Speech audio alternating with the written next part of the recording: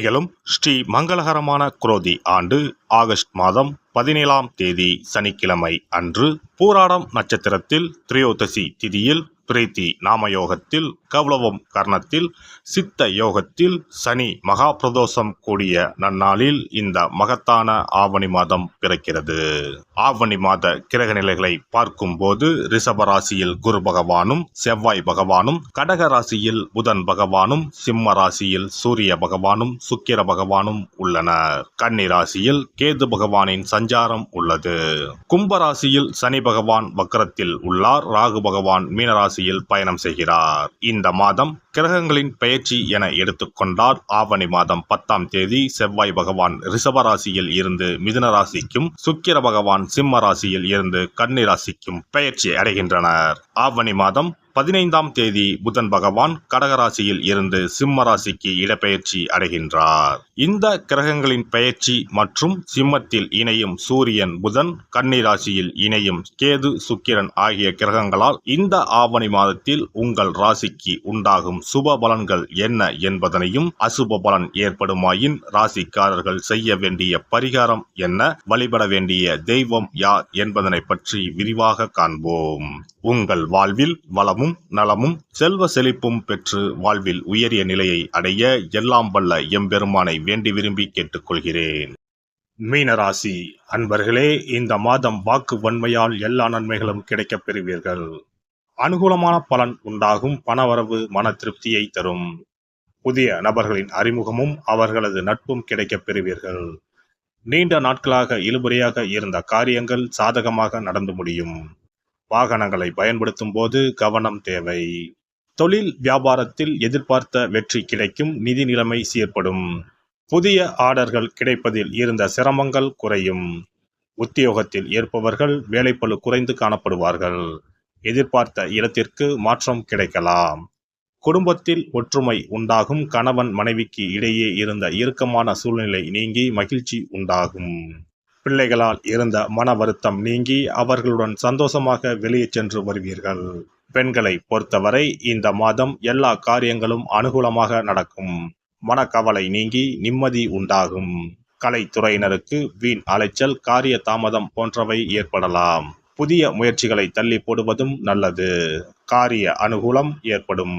உணர்ச்சிகரமாக பேசி மற்றவர்களை கவர்வீர்கள். எல்லாவற்றிலும் எதிர்பார்த்த நன்மைகள் உண்டாகும். பணவரத்து கூடும்.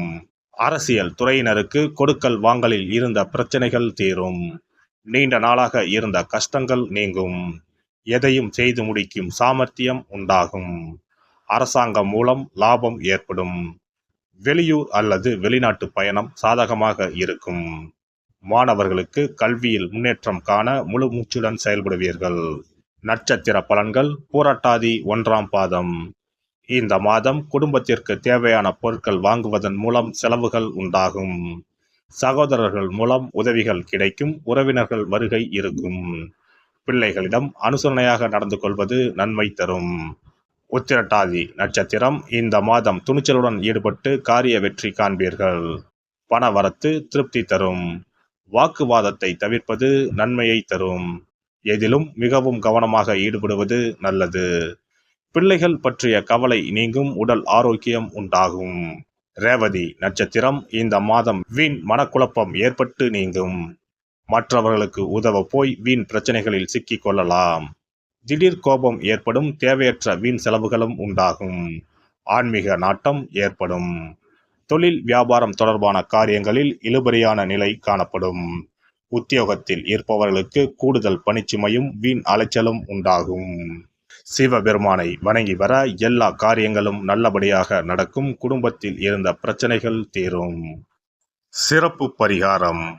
சொந்த வீடு அமைவதற்கு ஆன்மீக பரிகாரம். சொந்த வீடு கனவு நிறைவேற வேண்டும் என்பதற்காக எத்தனையோ கோவிலுக்கு சென்று எத்தனையோ பூஜை வழிபாடு என செய்தும் ஒன்றும் நடக்கவில்லை என்பவர்கள் வீட்டிலேயே இந்த எளிய பரிகாரத்தை செய்து வந்தால் நல்ல பலன் கிடைக்கும். எளிமையான இந்த 2 பரிகாரங்களை செய்து வந்தால் விரைவில் சொந்த வீடு யோகம் அமையும்.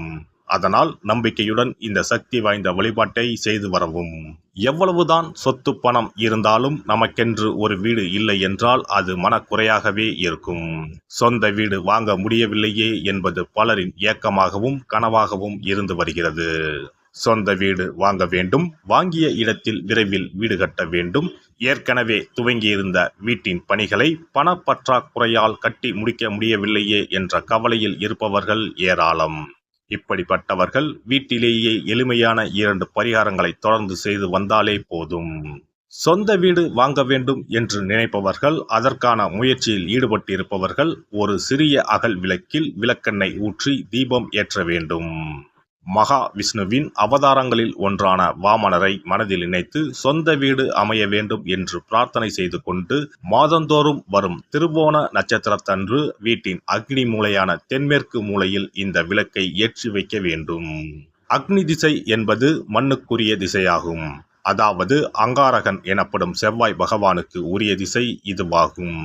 3 அடி மண் கேட்டு 3 உலகையும் அளந்தவர் வாமனன். அதனால் அவரை நினைத்து பால் பாயசம் நிவேதனமாக படைத்து வழிபட்டு வந்தால் விரைவில் சொந்த வீடு யோகம் அமையும். மற்றொரு பரிகாரமாக வீட்டில் பயன்படுத்தும் காமாட்சி விளக்கு அல்லது கஜலட்சுமி விளக்கு அல்லது வழக்கமாக பயன்படுத்தும் ஏதாவது ஒரு விளக்கை எடுத்துக்கொள்ளுங்கள். விளக்கை சுத்தம் செய்து மஞ்சள் குங்குமம் வைத்து வாசனை மிகுந்த வெள்ளை நிற பூக்கள் சாற்றுங்கள். பிறகு 5 ரூபாய் நாணயத்தை விளக்கிற்குள் போட்டு நெய் அல்லது எண்ணெய் ஊற்றுங்கள். ஒரு சிறிய தட்டின் மத்தியில் மஞ்சள் குங்கும பொட்டு வைத்து அதன் மீது 5 ரூபாய் நாணயத்தை வைத்து நாம் ஏற்கனவே தயார் செய்த விளக்கை இதில் வைத்து விளக்கினை ஏற்ற வேண்டும். தினமும் காலையில் 6 மணி முதல் 7 மணிக்குள் இந்த விளக்கை ஏற்றி வந்தால் விரைவில் வீடு கட்டுவீர்கள். 5 ரூபாய் நாணயம் என்பது குபேரனுக்கு உரியதாகும். இதை விளக்கில் போட்டு ஏற்றுவதால் வீடு கட்டுவதற்கான அல்லது வீடு வாங்குவதற்கான பணம் ஏதாவது ஒரு வழியில் உங்களுக்கு கிடைக்கும்.